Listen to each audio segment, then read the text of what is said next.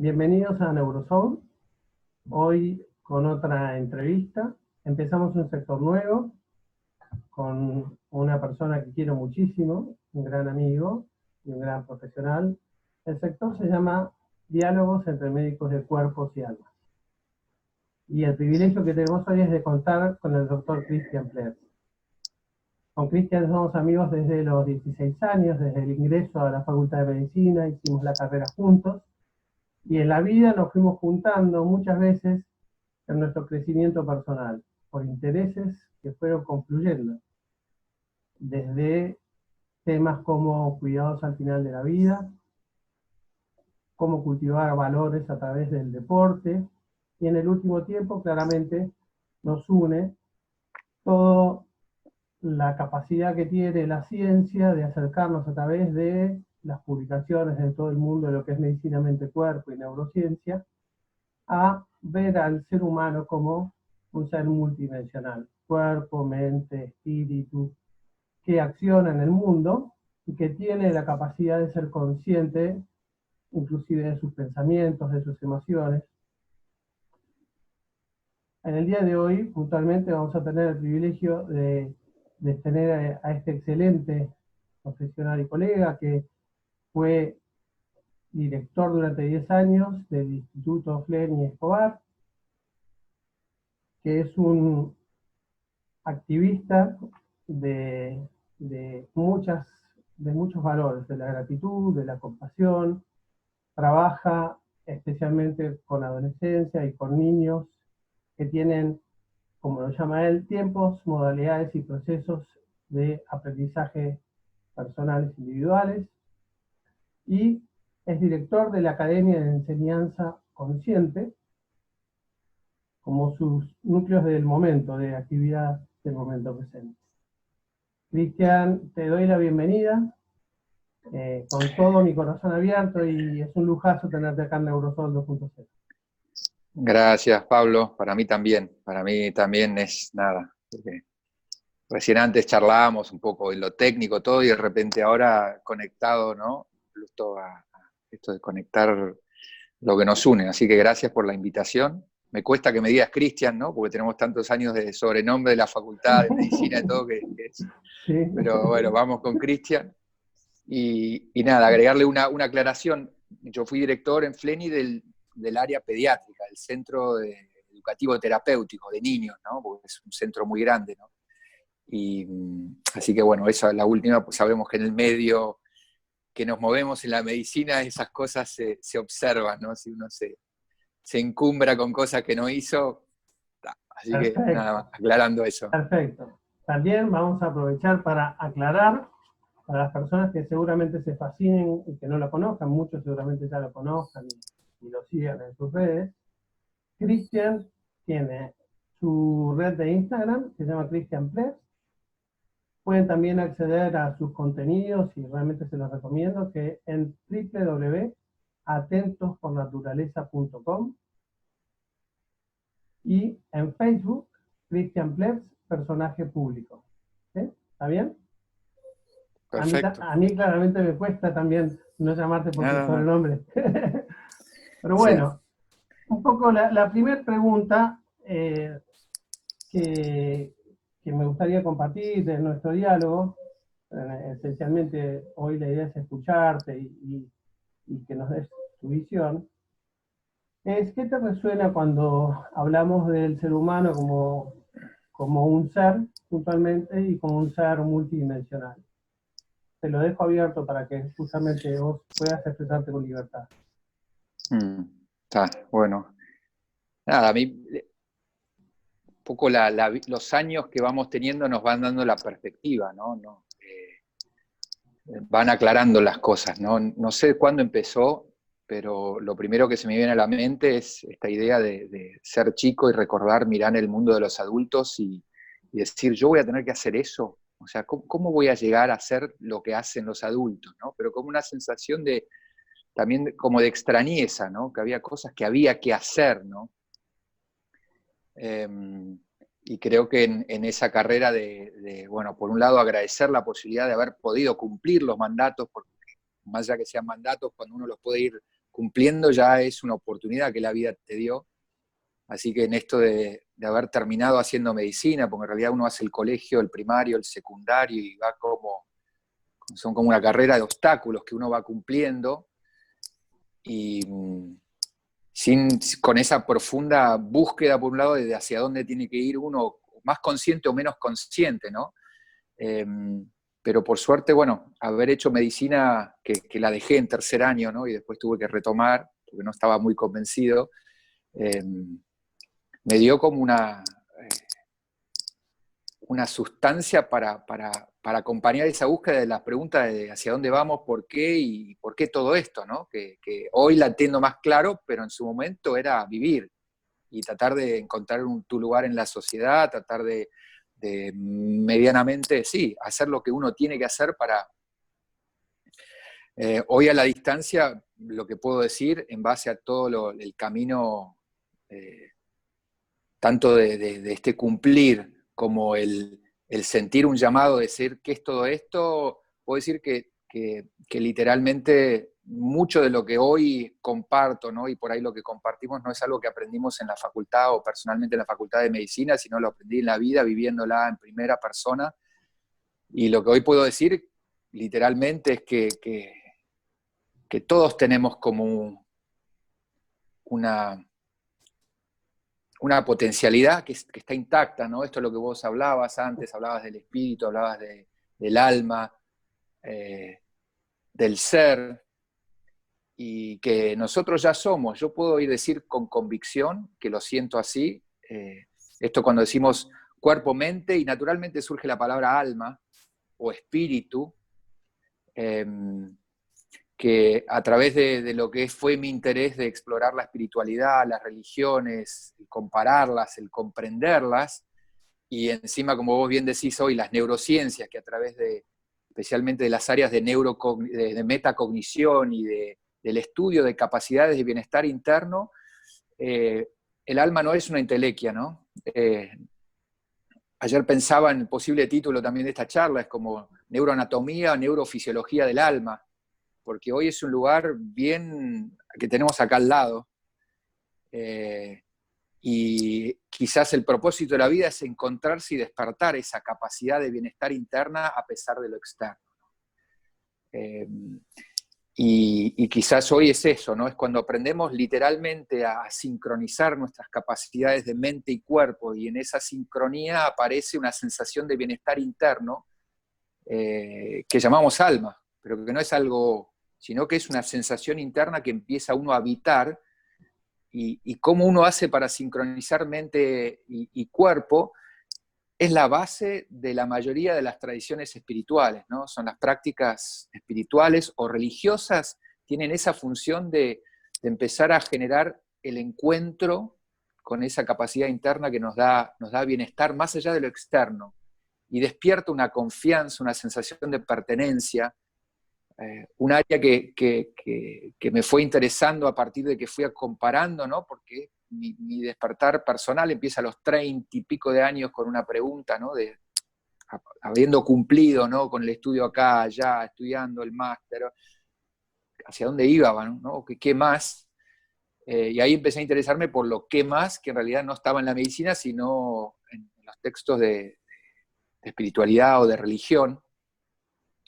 Y ahí es donde uno empieza a ver que hay una gnosis, un conocimiento de la religión comparada, que uno puede empezar a ver, vamos a mirar con detenimiento, porque todas están diciendo lo mismo, lo dicen con distintas metáforas, con distintas analogías, pero hoy con la mirada de la ciencia y con la mirada de entender qué es lo que propone una oración de silencio, una oración, un mantra, una práctica contemplativa con una vela, con una observación abierta, todas de alguna manera buscan que cada uno de nosotros, las prácticas de movimiento consciente, tai chi, caminatas en silencio, retiros, todos buscan que cada uno de nosotros en algún momento pueda sentir, como dice Maslow, esa sensación cumbre, esa conexión con algo más, por más que dure segundos, eso ya es un chispazo de que es por ahí. La diferencia es que yo vengo aprendiendo, en algunos momentos le damos bolilla a eso y nos metemos de cabeza para querer saber más, y es como que eso nos pescó y vamos a empezar a hacernos preguntas, a ver dónde podemos averiguar, y a veces son cosas que pasaron, ¿no? Son sensaciones de bienestar, que uno se sintió pleno y todavía no picó. Pero esos rayos de bienestar, de sol, de algo más, es patrimonio, o sea, los tenemos todos. Y cuando uno empieza a alinear, ¿no? Lo que yo siento lo encuentro escrito por alguien que lo escribió hace 2000, hace 5000 años, ya podemos empezar a decir que estamos hablando de algo tan concreto como cualquiera de los conocimientos científicos que tenemos, o de los conocimientos, o de las comunidades de conocimientos que tenemos, ¿no?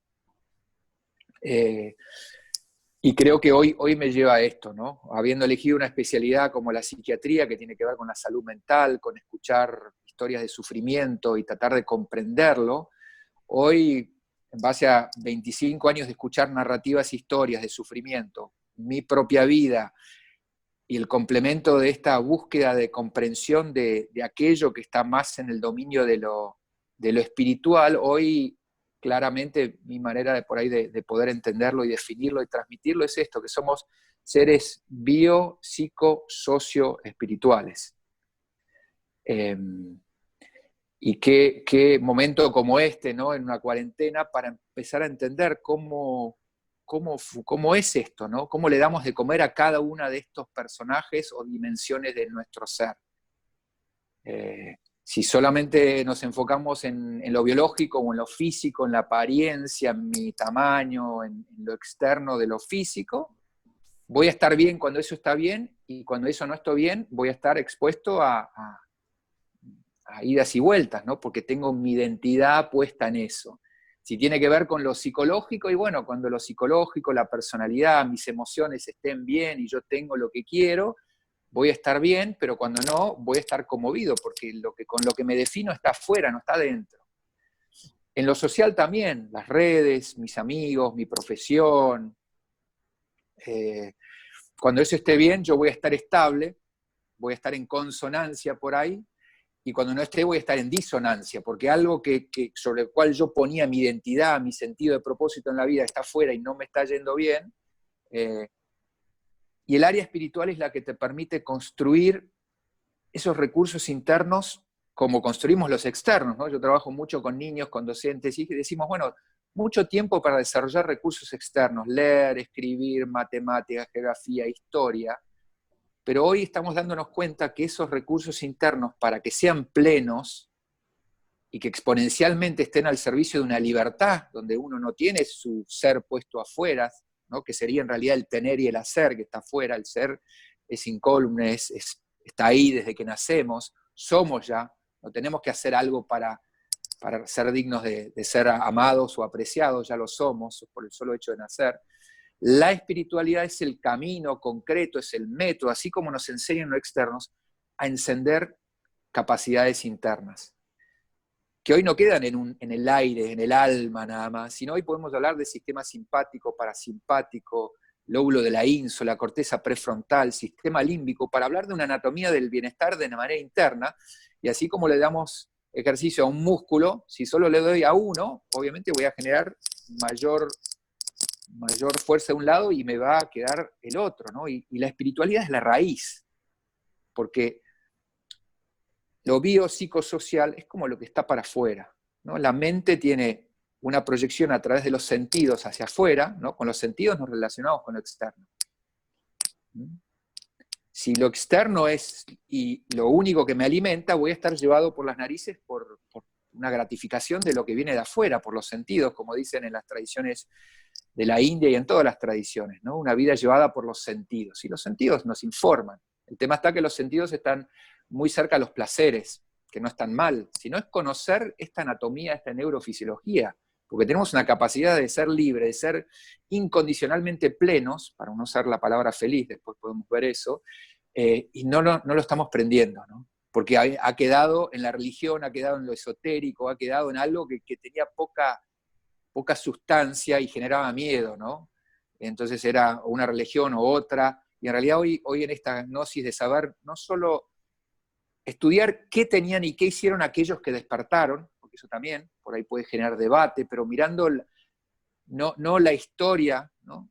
de lo que venían diciendo, sino qué tenían esos, ¿no? Y hay una teoría que se llama teoría de Nu, de Otto Scharmer, que habla del punto ciego, ¿no? No estudiar qué hicieron, sino cómo accionaron, qué despertó ahí, cómo entraron en conexión. Y la mayoría de las escrituras sagradas son manuales y libros que dan el camino.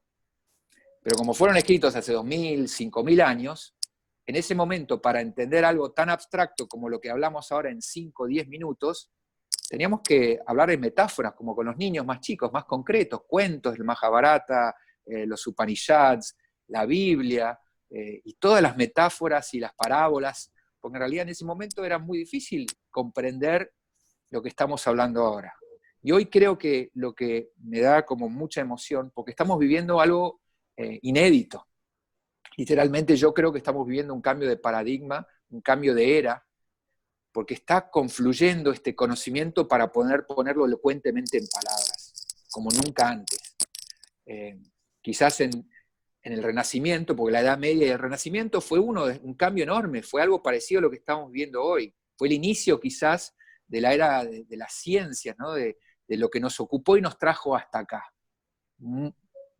Mucha capacidad para generar bienestar externo, comodidad, el avance de la ciencia y la tecnología nos distrajo.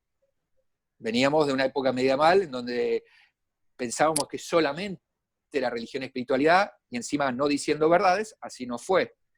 Hoy estamos llegando de vuelta a concluir donde no está todo en la ciencia, en la tecnología, porque si no estaríamos mejor. Algo nos está distrayendo, algo estamos buscando afuera y en esa búsqueda estamos haciendo pelota todo, ¿no? Cuando en realidad, literalmente, como dice en la Biblia y en todas las religiones y en los caminos espirituales, es Dios escondió el secreto de la plenitud, de la felicidad o de la paz eterna en un lugar donde el ser humano nunca va a buscar. ¿Y dónde es? Está acá, literalmente. Y hoy podemos hablar de circuitos neurofisiológicos, de cómo el bienestar interno, porque es poder sentirme bien por ser quien soy, o sentirme bien, saber, con los niños decimos el botón de pausa, ¿no? Porque todo empieza con la quietud y la pausa y el encuentro, para generar como una vuelta a casa, y en esa vuelta a casa uno puede reflexionar de acuerdo a la práctica que uno tenga para volver a encontrarse y saber sentirse bien a pesar de lo que esté pasando afuera. Generar situaciones de calma y claridad para volver a ver lo mismo que en algún momento me di cuenta que me sacó de la calma. ¿No? Así que todos estos caminos, ¿no? De donde nos damos cuenta que al no saber encender esto y al estar buscándonos en el tener y en el hacer externo, porque yo, no sé, me suena que nuestros abuelos nos decían, tenés que ir a educarte para ser alguien, ¿no? Y tenía implícito esto que si no te educás y si no lográs algo afuera, no sos nadie. Necesitas el reconocimiento y en realidad no es reconocimiento, obviamente hay un periodo de validación o convalidación que tiene que ver con los primeros 6 meses, primer año, primeros 3 años de vida, que son importantes, porque es ahí donde esa resonancia, y por suerte la biología y la naturaleza es tan perfecta que prácticamente, o muchos de nosotros, en esos primeros 6 meses recibimos lo suficientemente bueno, de esa mirada convalidatoria, que es amor, ¿no? Que hace que las neuronas literalmente vibren y crezcan. O sea que en esa energía, porque somos amor literalmente, todavía estamos aprendiendo esto, y mi convicción es que el cuerpo es una vibración compuesta de la materialización de la energía de la conciencia, ¿no? Que el universo básicamente es amor vibrando. Y lo podemos llamar conciencia, lo podemos llamar presente, pero cuando nos hacemos presentes, ahí se nos hace accesible, ¿no? Lo que en espiritualidad o en las religiones decimos dejarse ser llevado o tocado o como instrumento, ¿no? Así que en esa sensación de búsqueda externa, ¿no? Porque acá voy cruzando distintas líneas, ¿no? En esa búsqueda de buscarnos afuera, cuando uno se busca afuera, no tiene toda la atención puesta en lo que está pasando alrededor, porque yo todavía estoy en una carrera de supervivencia de cuando llegue allá, voy a lograr lo que me va a completar internamente. Pero eso es como un perro que se persigue la cola, porque no está todo afuera.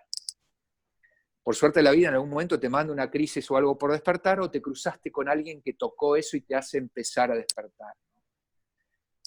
Naturalmente, creo que los ritmos que tenemos de afuera, ¿no? Y de adentro, quizás hace 30 años permitían que uno a los 40, 50 años es empezar a hacer preguntas o empezar una calma que llamábamos sabiduría de la vida, por haber vivido, le preguntabas a alguien que había vivido y te podía decir, porque en los ritmos externos e internos de alguna manera no se sobreestimulaban, ¿no?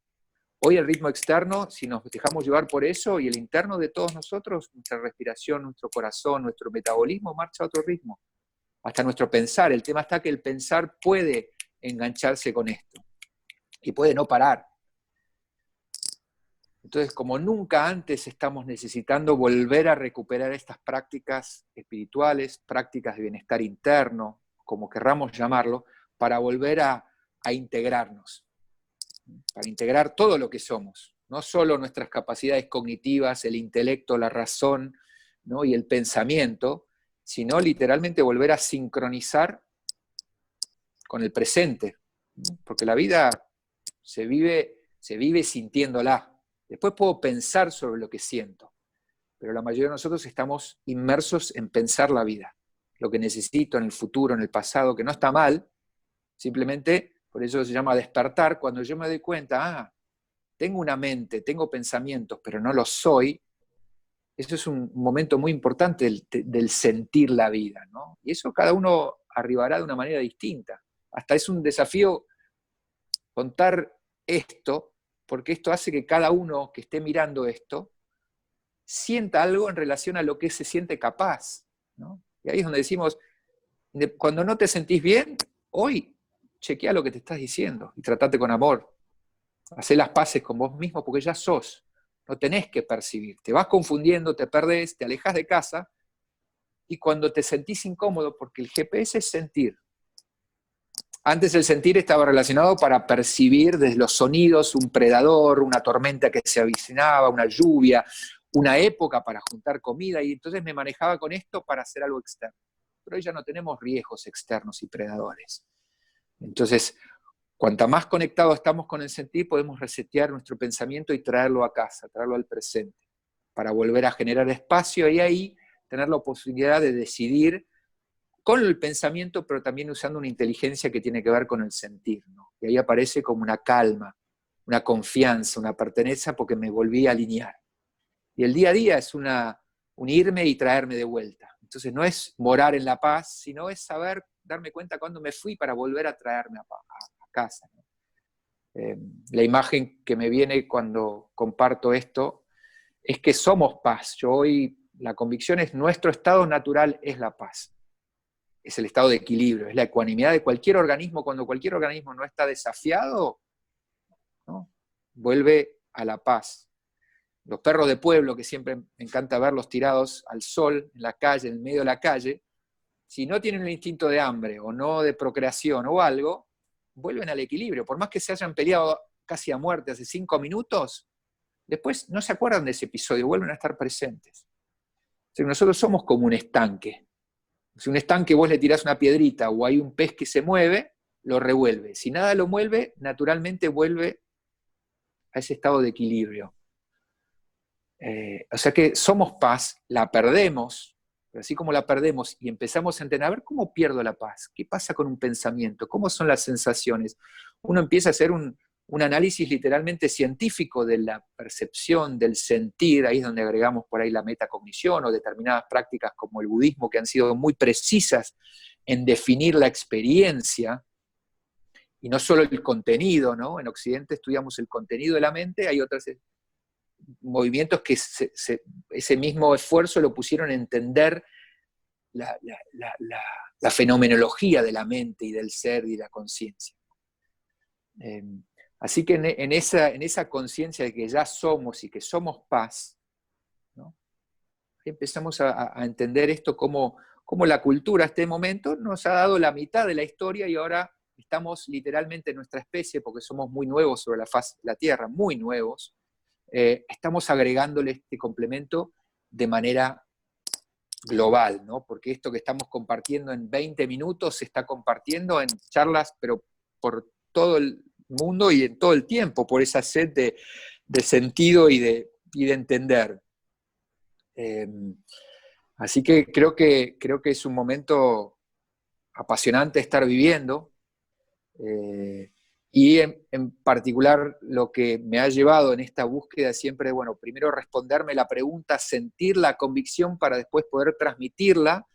Hoy principalmente mi trabajo me lleva a esto, a pensar cómo hacer para llevarlo de la manera más delicada, ¿no? Y de la manera natural, sin desnaturalizarlo, sin volver a conocer, hacerlo una materia donde los chicos tienen que aprenderlo, cómo naturalmente llevarlo a los colegios, ¿no? A partir de las salas de 4, ¿no? Porque esto no es algo, esto desafía, uno no lo puede dar de acá, sino es desde la encarnación de los estados de presencia, ¿no? Compartimos esa pasión por redefinir los valores, ¿no? Que los valores están puestos en un lugar como de algo más intelectual o como algo dogmático o algo ético, moral a cumplir a rajatabla, cuando en realidad son estados neurofisiológicos, ¿no? El amor, la paz, la alegría, la humildad, la compasión, la comprensión de cada uno de estos es un volumen de vida, ¿no? Y uno puede estar teniéndolos como algo accesorio o entendiendo que es el combustible de más alto octanaje del cual podemos brevar para vivir todo el tiempo como intención aprendiendo de ellos mientras hago la vida cotidiana, ¿no? Cuánto estoy, cuánto me alejo, y tener esos sensores que me permiten estar ahí, ¿no? Así que hoy un poco este trabajo es ese, ¿no? Porque a la vez, y yo sigo hablando, no solo, a la vez pienso, si llegamos hasta acá sin que nadie, naturalmente por la evolución de hace 4.000 millones de años, una sola célula, hoy este superorganismo que tiene la capacidad de comunicarse con otro superorganismo, parte de un mundo increíble, es que hay, no es que somos seres inteligentes, sino somos seres parte de un universo inteligente.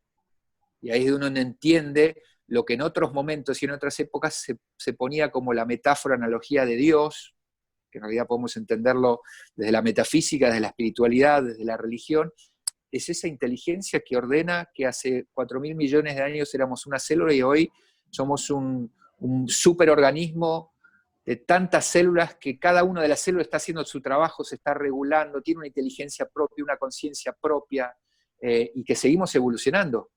Entonces creo que el equilibrio nuestro hoy es cómo dejar que lo que está haciendo todo esto siga funcionando, porque el mundo está pavimentado de buenas intenciones, ¿no? Como dice esta frase, pero que llevan al infierno por más buena intención que tuvo, porque interfiere con el proceso natural, porque todavía está viniendo desde el ego y no desde un dejarse llevar como instrumento y dejarse ser bailado por esta energía, ¿no? Que tiene otro tiempo, porque todos vamos a querer cumplir nuestros sueños en nuestra vida, que es corta, pero cuando esto despierta uno ya no está acá.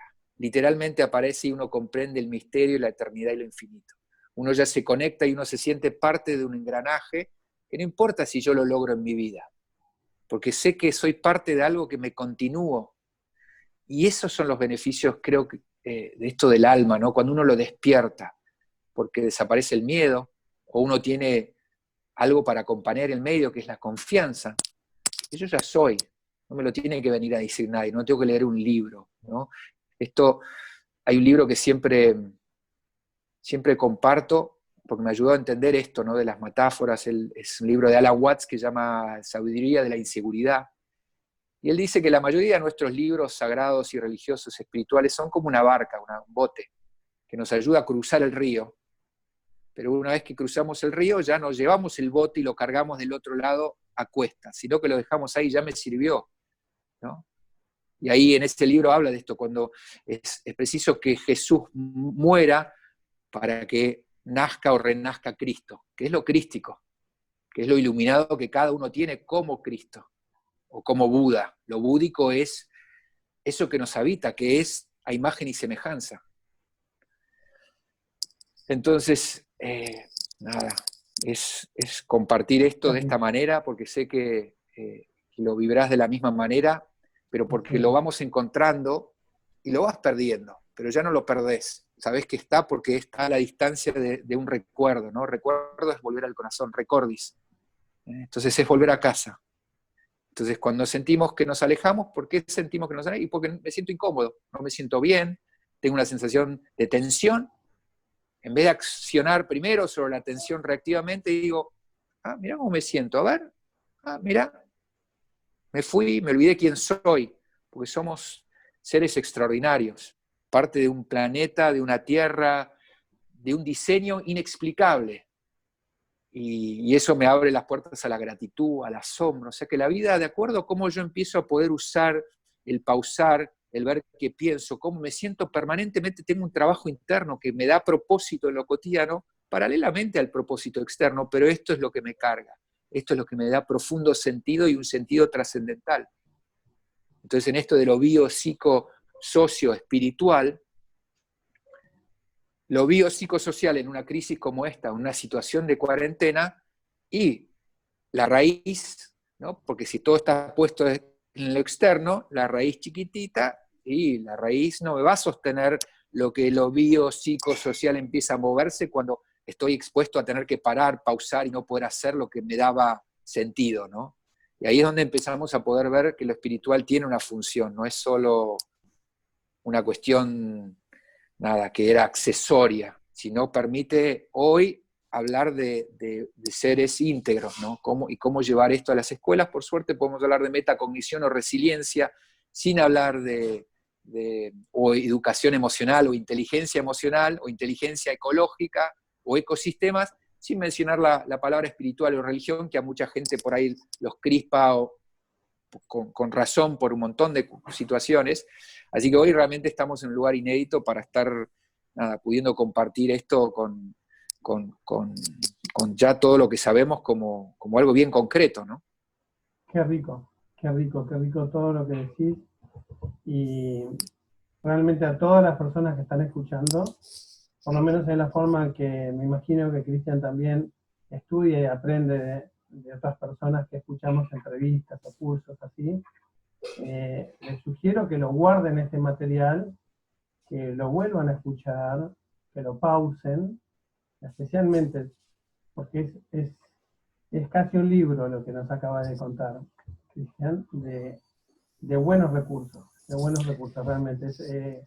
Claramente resonamos plenamente, quizá justamente esa visión trascendente hizo que nuestros caminos se encontraran en este mundo interdependiente,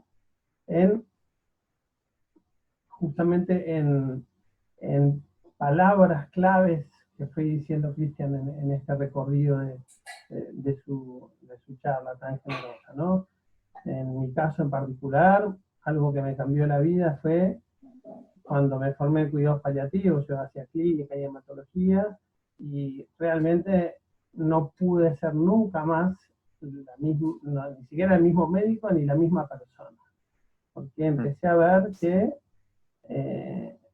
hubo dos cambios grandes. Primero, justamente la importancia de cómo una situación desafiante, en este caso lo aprendí a través de una enfermedad, pero después lo llevé me afectó en toda la vida, empecé a comprender al ser humano así, cómo lo físico afectaba, cómo el aspecto psicológico y la creencia de algo afectaba lo que yo creo de algo a partir de lo que pienso, afectaba mi espiritualidad, estaba afectada de alguna manera, era fuente en las personas que están en una situación difícil de salud, puede ser fuente de desequilibrio o de sostén. La misma realidad y la forma de sostén de relacionarse con sus vínculos y las realidades concretas de cómo nos afecta el mundo socioeconómico, ya del ego, digamos, y de la supervivencia en ella, ¿no? Y centralmente a eso fue el tema del sufrimiento que mencionaste, ¿no? Cómo nuestro cerebro tiende a evitar naturalmente en algún punto el sufrimiento, pero en el sector de estrés, digamos, cuando estamos en alarma, pero cuando nosotros ya salimos del yo y a mí y de esa percepción de soledad, cuando nos encontramos a través de la activación de este sistema que llamamos C, el A es el de alarma, el B es el de búsqueda, y el C es el de conexión y calma, que mencionabas, en ese sistema de conexión y calma en el que está la comprensión, el compañerismo, el cariño, el amor, la confianza, la compasión, mucha C. Es el sistema C, es muy rico en todo lo que nos hace sentir uno, ¿no? Que en gran parte uno va perdiendo, cuando empieza a resonar espiritualmente, empieza a agrandarse el corazón, empiezan a bajar los prejuicios y las creencias negativas, y empieza a agrandarse el corazón para volverse más receptivo a fluir con amor en las cosas cotidianas, y ya quien soy empieza a permitirme justamente actuar de una manera distinta, porque, como vos decías, yo me paro en otro lugar. Yo ya veo la realidad en otro lugar, ya sea que esté en mi casa, con mis hijos, con mi mujer, o con quienes conviva, ya sea que esté en un consultorio, con un paciente, con sus padres. Ya cuando uno interiormente empieza a ver que este ser es otro ser, que se parece tanto a mí, más que es tan distinto, ¿no? Que es como cuánto nos parecemos, más que diferentes somos, eh, y dentro de ese parecernos, también a veces cómo podemos empezar a reconocernos como valiosos y dignos de amor nosotros mismos, ¿no? Una cosa que vos empezaste trabajando con niños, con chicos, y seguís ahora con niños y adolescentes, pero una de las cosas más lindas y más sorprendentes dentro de los estudios que vi en videos fue unos estudios que se hicieron hace años en Boston, que esencialmente nos demostraban cómo un chico en etapa no verbal, que todavía no hablaba, que recién caminaba, tenía en su esencia el ser compasivo. Había un adulto que tenía dificultades, que hacía actuando, obviamente, que actuaba como que no podía cerrar una puerta o se le caía algo, y la mamá estaba con el chico jugando y el chico dejaba a su mamá, que es lo más importante para él, iba a ayudar y le levantaba un lápiz o le cerraba la puerta al señor que lucía preocupado. ¿Sí? Lo tenés presente eso, ¿no? Es fantástico, ¿no? Pero esa imagen lo que me lleva en este recorrido que estás haciendo es a justamente reconocer que no es algo que tengamos que estudiar, aprender, practicar con voluntarismo, sino es algo que hay que despertar eso dormido que decías, ¿no? Está en nosotros esta tendencia a tener satisfacción, a que ese sistema de búsqueda también encuentre satisfacción en ayudar y en aliviar, ¿no? Entonces, puntualmente, yo disfruto mucho justamente cuando me encuentro con personas que disfrutan de ayudar, ¿no? Porque hay veces en que quizás no me puedo sentir muy cómodo en ambientes en los cuales predomina tanto el tema del tener o de los rangos y demás, es el tema personal, digamos, pero sí me siento muy cómodo cuando estoy con personas que de corazón sienten que son felices ayudando y que descubrieron eso, ¿no? Creo que en gran parte de entonces las enseñanzas de una vida trascendente son vidas que nos proponen encontrarlos de alguna forma. Sí, estoy tratando de recitar palabras tuyas, ¿no? Encontrarnos, también aceptar que no hay vidas perfectas, que todos tenemos vulnerabilidades, que todos vamos y volvemos, ¿sí? Que nos olvidamos y volvemos, pero que la verdad es que lo que sí vamos viendo con este concepto de neuroplasticidad es que en lo que repetimos nos volvemos expertos. Y eso se traduce después, a mí me gusta una imagen usar para esto que es la de los celulares ahora en la era tecnológica, ¿no? Es como si yo tuviera usamos todos el WhatsApp, ¿no? Entonces, es como si el soft hoy, si vos tuvieras una versión de WhatsApp y por usarla mucho, vos tuvieras un teléfono celular de una generación, no vamos a dar marcas, pero 4, 5, 6, X, lo que sea, y de repente, solo por usarlo, se te actualiza el hardware, ¿no? Lo usas mucho y vas subiendo en las capacidades que tiene tu teléfono, ¿no? Entonces, Hoy tenemos eso desde todo lo que es el conocimiento de esas calles que se pueden formar, que al principio serán senderitos y cuando uno empieza a lo que llamamos practicar o tomar conciencia, ya sea focal o receptiva, y abrir el corazón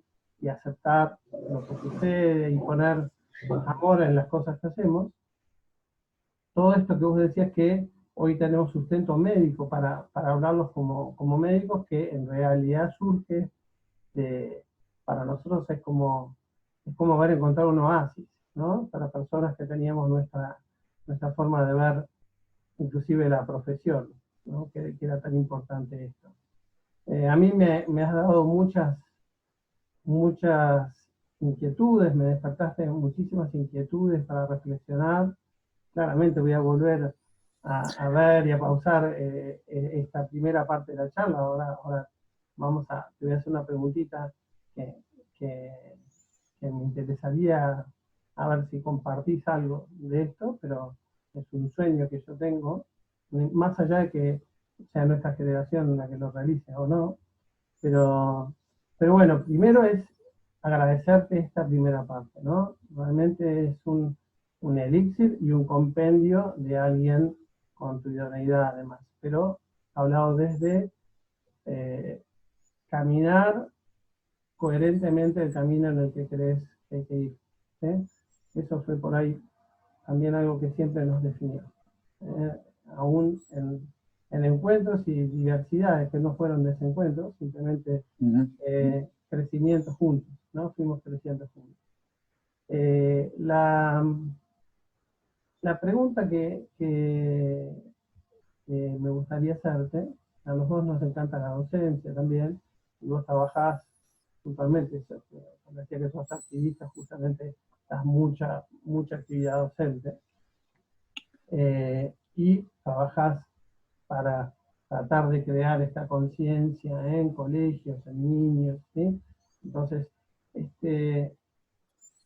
¿cómo ves esto en relación a la posibilidad, o si es un sueño tuyo, digamos, de que los médicos tengan dentro de su formación, ya sea de grado, ojalá, pero por lo menos si no de posgrado, este tipo de educación? Sí, sí. Y es un poco lo que decíamos y que alguna vez hemos compartido. Es fundamental, ¿no? Ayer leía y compartía con otro colega, en un chat hablábamos mucho de la muerte, ¿no? Que cuando uno realmente comprende la muerte y la puede desmitificar y la puede realmente abrazar y comprender, ahí empieza la vida de verdad, entre comillas, ¿no? Y este libro, que es un libro muy conocido, uno de los libros que un poco dice que la muerte debería estar muy presente todo el tiempo, alrededor, en la educación, en las escuelas, en el sentido de la búsqueda, de la comprensión en el todo, ¿no? Obviamente, no en palabras, sino en la manera en la que uno ya ha resuelto ese miedo, entre comillas, o esa sombra que en algún momento nos puede pasar a todos como algo tan vivo como la vida misma, ¿no? Y a la vez adquirir esa comprensión tan sutil necesita experiencia, ¿no? Entonces, porque esto es lo que comparto acá, es un gran desafío que tenemos, porque la sabiduría empieza cuando aprendemos a corrernos del miedo y poder tener una escucha directa, no atravesada por algo que quiero lograr o tener. Y eso también es un momento madurativo de la vida, ¿no? Y yo creo que nuestro gran desafío hoy es todo este conocimiento que tenemos, todo conocimiento hoy en la manera que se mueve la tecnología y se manejan los conocimientos, hace que mucho conocimiento, mucha palabra de la teoría de la muerte, de la vida, de la espiritualidad, uno puede acceder a los 20 años. Y como todo buen libro, uno cuando se da cuenta que un libro, uno subrayó algo a los 20, a los 30, 40, 50, subrayás cosas distintas, que cada vez tienen más comprensión y no solo conocimiento e información. Yo creo que el gran desafío para llevar para que no se convierta de vuelta en otra materia la espiritualidad en la Facultad de Medicina o la inteligencia emocional en los colegios, todavía tenemos que tener la paciencia suficiente para revolver esto, ¿no? Para que esas materias no sean materias, sino sean como una base coherente que sostiene toda la carrera de medicina, no en materias, sino en la presencia de quienes las dan. Entonces se vuelve algo muy artesanal, se vuelve algo muy de mentorazgo, son mentores, porque si uno mira antiguamente cómo se daba el crecimiento espiritual, o las escuelas espirituales, o los monasterios, uno tenía la coherencia, uno seguía las enseñanzas de que él tenía 80 años, porque vos veías en carne viva el ejemplo de lo que es a dónde llegás cuando vivís cumpliendo de alguna manera el buen sentido, no controlando, simplemente desarrollando esa coherencia de alimentar no solo lo biopsicosocial, sino espiritualmente, sino teniendo lo espiritual como el contenedor del resto. Por eso se hablaba del maestro. Entonces hoy estamos en un desafío a la vez, porque es fácil ser espiritual si vivís en una trapa y no tenés hijos, no tenés familia, no tenés que salir a la calle. Entonces hoy al revés eso nos duplica el desafío de que, si te convertís en espiritual acá afuera, wow, le estás dando una vuelta de tuerca a algo que tenías que removerte y ser célibe y esconderte o algo, que no minimiza, es complementario, porque de vuelta, nada de lo que estoy diciendo es bueno, malo o comparativo, es una comprensión profunda de las distintas cosas que hemos hecho como humanidad para entender el todo, ¿no? Entonces, yo creo que es una añoranza eso, ¿no? Que la educación sea primero acompañar y encontrarnos, despertar el ser, que igual el ser no deja de despertarse toda la vida, porque lo encontrás y lo perdés, no es un lugar donde llegás y estás iluminado, ¿no? Es en lo que yo entiendo hoy, porque en realidad lo que más me da tranquilidad es poder compartir, ¿no? Uno aprende por lo que dicen los otros, uno aprende por lo que reflexiona y después uno aprende por la experiencia, atravesar la experiencia de lo que te dijeron y lo que leíste. Esos son los 3 caminos del conocimiento. Y después si encima podés compartirlo, ahí vas revolviendo el conocimiento, ¿no? Y en ese camino yo voy viendo una madurez que de alguna manera no sé si es tanto lo que adquiero o lo que aprendo a soltar que hace que emerja esta sabiduría que es nuestra, la tenemos. Hoy se habla mucho de desaprender, y no tanto de adquirir un nuevo. La espiritualidad es desaprender, es dejar de resistir la fricción de lo cotidiano, de lo que está sucediendo. Darle una segunda vuelta a la palabra aceptación, que no es dejar ser y no me importa nada, o no es resignación, sino es un abrazar con mucha gratitud y apreciar todo lo que está sucediendo con mente de aprendiz, porque todo tiene algo para enseñarme, es la visión directa, no filtrada por un concepto que quiero, no quiero, opino, juicio, conceptualización de la mente, sino es un contacto directo con la vitalidad que habita el presente únicamente, porque la vida está viva en el presente. Cualquier otra cosa es pensarla. Y esa vitalidad, cuando yo me conecto, yo la siento, me siento llevado por algo que me atraviesa, que es lo mismo que hace que haya estaciones, que el sol salga, hay energía, hay muchísima energía disponible en el presente, pero solamente en el presente. Porque cuando la obturamos, ¿no? Sé que admiro mucho tus conocimientos de medicinas orientales, ¿no? Y básicamente una de las imágenes más claras es estos bloqueos, ¿no? Cuando bloqueamos la energía que hay entre el cielo y la tierra, ahí queda dando vueltas en nosotros, ¿no? Literalmente. Por eso, de vuelta, esto de entregarse, estar libre, estar vacíos, ¿no? Es una imagen que nos da ambivalencia. Vacío, desapareceré, y en realidad el vacío es la pluripotencialidad de estar abierto a todo, a dejar que el universo que hizo todo esto me siga llevando, ¿no? Y poder sentirlo, no solo una idea romántica y linda. Entonces, bueno, parte de las clases que yo veo dando o empezando en primer año, tienen que ser clases vivas como estas, ¿no? Hasta no son clases, son un compartir, y creo que nuestro gran desafío es corrernos de ese modelo donde alguien habla eternamente y los otros anotan, sino cómo transformamos el encuentro en lo nuevo que no sabemos, pero lo estamos co-creando todo el tiempo. Y por eso la espiritualidad es la co-creación, porque es lo mío más lo que se trae, porque los jóvenes están trayendo lo nuevo. El cerebro entre los 14 y los 25 años está diseñado para romper con el status quo. Nosotros decimos adolescencia, le falta algo. No, es la etapa más creativa y la mayoría de las invenciones de la humanidad se dan en esa etapa, donde tenés que romper con lo previo para inventar lo que no está, lo nuevo. Pero como nosotros queremos educar, que en realidad educar es sacar de adentro, pero lo hemos convertido en condicionar, en hacer lo que hago yo, porque sé que es mejor para vos, hemos justamente extendido el tiempo de aprendizaje, que no está mal, porque de vuelta, yo te escuchaba hablar y literalmente todo lo que sucede en el mundo hoy no hay nada que esté mal.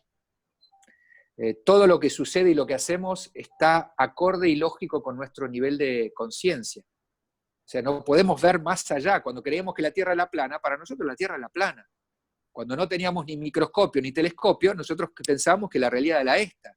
Y a medida que le agregamos tecnología en este caso, y en el caso interno, nivel de conciencia, vamos teniendo conciencia de lo que siempre estuvo, pero hasta ese momento no lo veíamos, porque cada nivel de conciencia nos va poniendo en contacto con una nueva realidad. Y hoy, a través de poder desarrollar una atención que se presta atención mientras se está viviendo, sin opinión, sin juzgar, es un salto cuántico en el aprendizaje. Porque la atención que estudiábamos de las funciones ejecutivas en la década de los 90 era prestar atención para poder ordenar, memorizar, focalizar, aprender. Y la atención que estamos estudiando ahora es revolucionaria, es prestar atención a qué le prestamos atención, por qué le prestamos atención a eso y de qué manera. Porque mi atención es energía. Donde va mi atención va mi energía y donde va la energía las cosas crecen. Si yo todavía me creo un ser biopsicosocial únicamente, mi atención va a ir puesta a hacer crecer eso. Y todavía no desperté lo espiritual. Lo espiritual, cuando despierta, empieza a llevar la energía desde lo espiritual a lo biopsicosocial y cambia la historia. Cambia el propósito, cambia el sentido. Porque cuando yo me siento bien, por saber sentirme bien, yo miro distinto a los demás. Los demás no son competidores, no son personas que me van a sacar lo mío, sino son hermanos en los cuales estamos aprendiendo a vivir juntos y nadie más inteligente que todos juntos, ¿no? Y qué fundamental que el bienestar sea compartido, ¿no? Creo que es un maestro colombiano que a mí me dijo una frase que a mí me aclaró muchísimo esto de la interdependencia, no en lo humano, que decía que más allá de preocuparse a qué colegio querés mandar a tu hijo, tenés que estar preocupado a qué colegio manda el vecino su hijo. Porque si nosotros no entendemos la interdependencia y el bienestar compartido, vamos a estar generando una terrible y enorme desigualdad que se nos va a venir encima. Porque mi hijo va a tener que vivir detrás de paredes de 2 metros, encerrado, no pudiendo salir a la calle, justamente porque no hemos percibido que en realidad, de vuelta a esto, ¿no? El bienestar es compartido, todos bien es el mejor bienestar. Hoy tenemos que arreglar lo que hemos descentrado, pero en realidad yo creo que estamos diseñados para ser, y del ser a ser. Y el ser es compartir. Sentamos, tomamos mate, viene el hambre, nos levantamos, procuramos la comida y nos volvemos a sentar. Hoy el hacer tiene que ir a hacer para resolver el sufrimiento que nosotros mismos nos hemos generado. Pero nuestro diseño biológico, como vos bien decías, hay experimentos con chicos, paradigmas de investigación, 3 meses a 6 meses, donde queda claro que tenemos una bondad primordial. Elegimos el bien y aquellos que ayudan. Salvo que el que no ayude comparte algo, por ejemplo, con los bebés, se los expone un paradigma donde un muñeco, un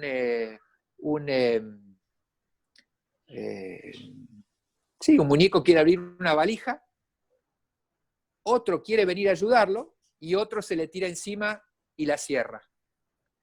Y cuando se ponen los 3 muñecos ahí, porque lo único que el bebé de 3 a 6 meses veía eran los muñecos, primero elige el que ayudaba, no al que estaba intentando, sino el que fue a ayudarlo, con él se identifica. Yo quiero ayudar. Y no quería ni siquiera mirar al que estaba tirándose encima e impidiendo, porque no estaba haciendo algo malo, estaba acá juguetonamente impidiendo algo. Pero si antes de que todo empiece, el bebé ve que el que no ayudaba come la misma marca de galletitas que come él, va a elegir con el que se identifica porque tiene una afinidad en particular con él. Y eso es la cultura. La afinidad son la familia, el barrio y después la cultura. Vamos a elegir y apagar nuestra bondad primordial por pertenecer al mismo grupo al cual me siento afín, generalmente por miedo, por quedar excluido, por ver lo que le pasa cuando alguien no cumple con la norma, ¿no? El bullying, el acoso, lo que es la pedrada. Entonces, muy interesante esto que comprueba que somos. No hace falta hacer nada. En este tramo de la evolución, ¿no? que estamos viviendo, ¿no? Porque se dice que en los últimos 15.000 años apareció esta arrogancia de la especie, ¿no? Humberto Maturana, un biólogo chileno, habla de Homo sapiens amans, que es nuestra naturaleza, estamos diseñados para cooperar, para el altruismo y para el amor. Pero hace 15.000, 20.000, 50.000 años, podríamos decir, quizás coincide con la época de la revolución agraria o no, aparece esta competencia, esta comparación, esta manipulación de lo externo, esta sumisión de otros en pos de unos, en donde hoy nuestro gran desafío es elegir qué alimentos, por eso tengo que estar atento. Homo sapiens amans o Homo sapiens arrogans. El arrogance me da beneficios a corto plazo, rápidos, porque yo el poder me llena. El amans tengo que amasar y trabajarlo, ¿no? De otra manera, ¿no? A lo largo de la vida. Pero lo encuentro, y ese encontrar me hace trascender el tiempo, lo infinito en mi propia vida, ¿no? Porque el arrogance me ata a algo externo, biopsicosocial. Me ata a un poder, a un éxito, a una cuenta del banco, a un puesto, a un tener, un hacer. Y el otro me da una libertad absoluta, no solo en esta vida, sino una situación de trascendencia, ¿no? Que me conecta con todo, con la naturaleza, donde no se me ocurre generar daño porque soy yo. Y aparte no me tengo que buscar en lo externo, en un placer, que no están mal los placeres, en el uso de alguien, en unas vacaciones para volver a recuperar la paz, que no está mal, pero en realidad tiene que ver con buscarme afuera, con tener que usar algo externo para darme sentido y propósito, cuando en realidad verdaderamente está dentro. Entonces, sí, totalmente. Me parece que así con la Facultad de Medicina queremos que esto sea el eje del sentido y propósito que quisiéramos, ¿no? El respeto profundo por la vida y la comprensión de la muerte para poner de vuelta en contexto la vida. Que uno se lo encuentra yo también en esto de mi primera especialidad o lo que en la residencia de psiquiatría, mi área inicialmente iba a ser entre comillas, la geriatría, que se llama, ¿no? Poder acompañar y escuchar esas historias, ir creo que era, no sé, el octavo piso de la facultad, del Hospital de Clínicas, a acompañar y hicimos un estudio de investigación con un compañero, y entonces tuvimos muchas entrevistas con supuesta gente de la tercera edad o sabios, en realidad, de la vida, donde esa escucha y esa cercanía y ver la paz y el miedo te transmitía una sensación de querer saber un poco más, ¿no? De esto, y de poder acompañar a aquellos después, más adelante, poder contagiar esta sabiduría que no hay nada que tenerle miedo, es la compañía de lo sagrado, de lo vivido, de lo sabio que fue la vida de esa persona, sabiendo que también hay un reencuentro con otra cosa, o otro nivel de conciencia que nos espera, ¿no? Así que sí, el desafío es ver cómo uno acompaña toda la carrera como una columna vertebral con estos conocimientos para que todo lo que aprendemos ahí, a la vez recordando esa edad, si alguien me venía a hablar de esto, yo no sé dónde lo ponía. Porque la mayoría de las materias que estudiamos psicología médica, que ponían la relación médico-paciente y el paciente que nos lo decían en ese... No sé si no nos entraba porque estábamos en la búsqueda de lo concreto, en la cirugía, en lo concreto, que era lo que nos apasionaba, o que la manera en la que se daba era de una manera de materia y no de pasión, de asombro y de estar vivo, viviendo y vibrando lo que queremos que despierte, ¿no? Pero totalmente, yo creo que el gran desafío es el mismo desafío en sala de 4 en primaria, ¿no? Cómo poder hablar de la vida como el eje de la educación y el saber vivir y no el tener que ganarse la vida, ¿no? Que estos recursos externos estén en contexto de docentes que están plenamente vivos, contagiando alegría de vivir, más allá de lo que esté pasando. y que hoy si la clase era matemática y porque falleció tu mascota o tu abuelo, yo sé, porque lo sé, porque es mi naturaleza, es cómo transformo y uso ese día de clase de una manera viva para hablar de eso, sabiendo que eso es importante y no teniendo que después dar explicaciones por qué hice tal o cual cosa, porque hay una confianza entre el director, porque nos sabemos todos vivos y despiertos, y sabemos cuál es nuestra misión en esto de los adultos hacia los niños. Porque cerramos los ojos y nos encontramos presos de un paradigma de las escuelas, instituciones que organizan esto, y hemos matado justamente esto del traspaso de la sabiduría de las generaciones más vividas o mayores a los niños, ¿no? Para lograr esa potencialidad virtuosa de generación en generación. Así que sí, comparto ese interés con vos, a la vez el desafío de no forzarlo, y a la vez a veces haciendo algo que está en destiempo, tarde o temprano, por haber recorrido ese tiempo a destiempo, también llega a un lugar natural, ¿no? Entonces, esa ida y vuelta, el equilibrio entre, bueno, dejar ser, cuando tenga que ser va a ser, o quizás una mirada un poco más de hacer y de tener, pero sí con los pies bien firmes en el ser, ¿no? Haciéndolo, no porque necesito hacerlo. Yo no dependo de que los chicos aprendan, sino yo quiero hacerlo, y después el resto depende de los demás, que es para mí algo que también me enseñó mucho eso, de que no quiere decir que algo esté mal. Ya somos, o sea que yo puedo querer mi Ferrari, mi mansión, mi cargo de CEO en alguna empresa, pero ya no la necesito, yo la quiero, y eso es un lugar distinto, porque sin eso y con eso yo soy el mismo. Ya entendí. No sé si me encontré del todo, porque nos vamos y nos perdemos, pero ya entendí, y esa palabra de comprender la vida ya te pone en un lugar de paz, te pone a salvo, porque siempre podés volver a ese lugar. Depende de que vos te acuerdes, ¿no? Y cierro con esto, porque es algo que me ayudó muchísimo también, es a entender esto, que no elegimos qué pensar o cómo sentir, pero sí cuánto dura. Porque la mente es como el estómago, segrega ácido gástrico, segrega pensamientos. Y los pensamientos son parte del mandato, de la biología, de lo que hace la mente. La mente piensa porque funciona en modalidad de supervivencia si no está despierto lo espiritual. Cuando yo despierto el tercer ojo, esa conciencia de poder verme pensando, ahí yo ya me puedo atrapar antes cuando un pensamiento no me ayuda, cuando me cause sufrimiento o cause sufrimiento a los demás. Y ahí yo puedo, en ese espacio que genero porque respiro, porque sonrío, porque me volví a enganchar y atrapar atrapado, ahí yo puedo decidir ahí a elegir y crear y cultivar la compasión, comprenderlo al otro en vez de juzgarlo, ¿no? La Madre Teresa de Calcuta dice, cuando juzgás, dejás de amar. O sea que si aprendés que el juicio es automático, pero podés verlo y no quedar arrastrado, y naturalmente el amor está ahí, es la paz, es la plenitud. Entonces, ¿para qué se practica? No es que llegás, ¿no? Porque cuando te creíste, entonces todavía no estás, porque es de vuelta de la trampa, ¿no? De la mente o del ego, como lo llamamos. Pero en realidad somos como niños, ¿no? Aprendiendo como aprendices todo el tiempo, ¿no? Atraparnos cuando nos dejamos llevar y volver y perdonarnos y agradecer de vuelta la oportunidad que nos da la vida y el hecho de estar vivo, ¿no? El milagro de estar vivo, ¿no? De respirar y de poder elegir sonreír a pesar de, y aprender a hacerlo, ¿no? Así que sí, es esto, ¿no? Esta inquietud de cómo llevar esto a todos los ámbitos, porque, y de verdad cierro con esto, el otro día me convocaron para dar una clase de bienestar docente, y yo pensaba, esto es potencial humano, esto no es para docentes, para llegar, es hablar de para qué estamos cableados y diseñados, y listo.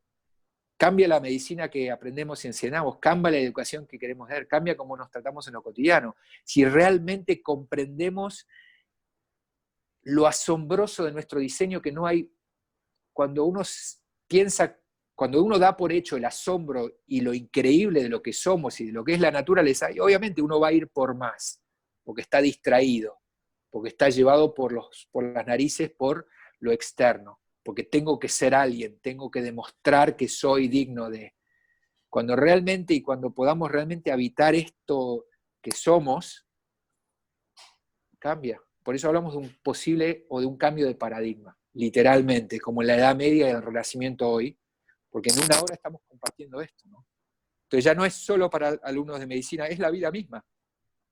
Y naturalmente cada especialidad lo va a llevar haciendo lo que tiene que hacer. El arte de la medicina con lo técnico, pero sostenido por esta trascendencia, ¿no? O sea, es distinto, ¿no? Hoy el gran desafío es que también aparecen muchos de nosotros convirtiendo en un trabajo la espiritualidad, cuando en realidad debería ser algo que haces tu práctica a la mañana y salís a hacer tu trabajo, kiosco, carpintero, pero todos sostenidos por eso. Entonces yo siendo psiquiatra en lo médico, obviamente voy a llevar lo espiritual, pero ¿cómo no convertirlo también en una especialidad? ¿No? Y hacer lo que cada uno tiene que hacer en la fraternidad de cómo se construye una comunidad, ¿no? Cada uno haciendo lo suyo, pero la raíz es la comprensión de la vida trascendente y espiritual, ¿no? Qué bueno, qué bueno. Bueno, te agradezco muchísimo también este segundo bloque. Me resuenan algunas cosas en particular para enfatizar. Algo que sí desde chicos tenía, creo que desde que leí Siddhartha a los 16 años, pues, de Hermann Hesse, premio Nobel de Literatura. Siddhartha es la vida de Buda, para los que no lo han leído. Ya una llamita interior se encendió, independientemente de todos estos caminos que hemos mencionado y compartido, ¿no?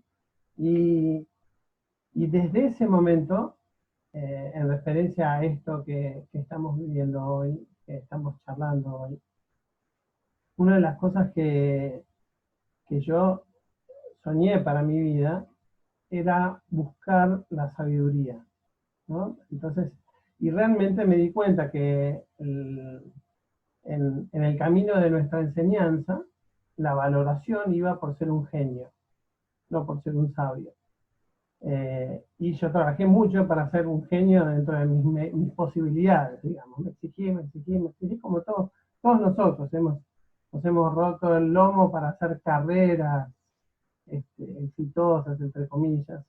Y al final un poco lo que uno va descubriendo cuando empieza a disfrutar de encontrar, buscar encuentros de sabiduría, como estos momentos, para mí lo son, por lo menos.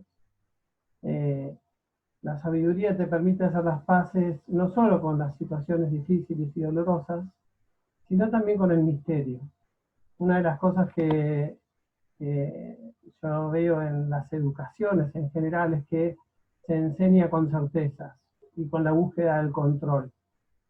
Y parte de lo que vos fuiste describiendo también es una apertura al misterio y una apertura a, si querés, la misión personal, pero que a la diversidad personal, que es un poco claramente todo lo que fue tu exposición, es el espíritu de Neurosoul 2.0, eso es lo que realmente relaciona con todo lo que es el sueño nuestro de transmitir y de sembrar o de incendiar, con la imagen que cada uno lo quiera llevar, pero realmente necesitamos también abrir un espacio para el misterio, al menos, si querés, eso es uno de los puntos de trabajo, y ahora viene la última preguntita corta para cerrar, pero uno de los puntos de trabajo personales justamente es eso, cómo me relaciono yo con el misterio, me abro al misterio, no sé, y está bien, como vos decías, también eh, a esa, a ese sentido de que yo estoy contento hoy, quizá no lo estaba a los 30 años, con no ver un resultado de algo. Porque quizá esta charla inspire a alguien en 15 años. No tengo idea, no está en mi control. Pero dentro de esta pregunta que te voy a hacer, es la pregunta que le hago de cierre a todos los invitados, agradeciéndote la presencia en todo sentido, no solo física, virtual, sino tu presencia espiritual y de corazón, justamente, para remarcar la importancia que tenemos, justamente que tiene nuestra vida espiritual, en nuestra vida cotidiana. Hagamos lo que hagamos, exactamente como lo describiste, ¿no? En el rol que nos toque estar. Y dentro de eso quería quería llevarte a plano justamente humano, de que nos ayudes a, a sentirte también cercano. Yo me acuerdo, como única me vino cuando hablábamos en la facultad, de formas de enseñar inusuales, ¿no? Me acuerdo que, no sé si cursaste conmigo esa materia, pero un profesor nos llevó al teatro como parte de la materia, y si no, no nos aprobaba la materia, ¿no? Me suena esa Fuimos a ver experiencia. Alfredo Alcón al teatro, en el Teatro San Martín, ¿no? Pero bueno, ¿cómo Sí, sí, sí. realmente podemos, pero me vino ese recuerdo, perdón que lo mezcle, pero esencialmente eh, la pregunta es, ¿qué desafío tenés hoy o en qué estás trabajando vos? Eh, ¿En qué te gustaría crecer en este momento en particular? ¿Qué dificultades encontrás y qué te ayuda a superar esas dificultades?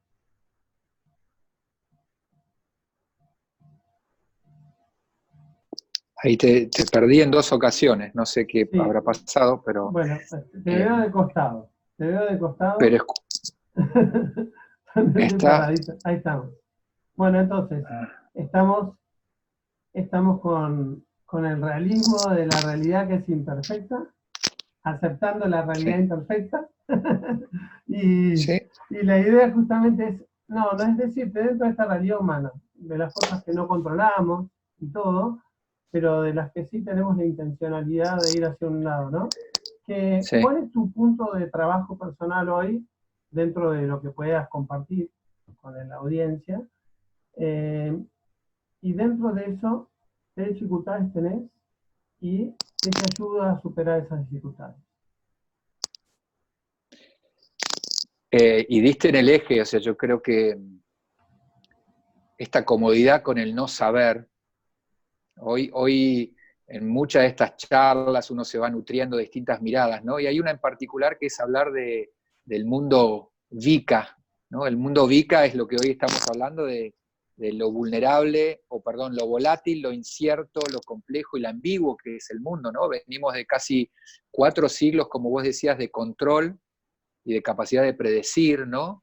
Uno, abuelo, padre, hijo y hasta a veces bisabuelo tenían la misma cultura para compartir con los nietos, ¿no? Los mismos juegos, los mismos cuentos, y uno podía predecir quizás un negocio o un proyecto a 30 años.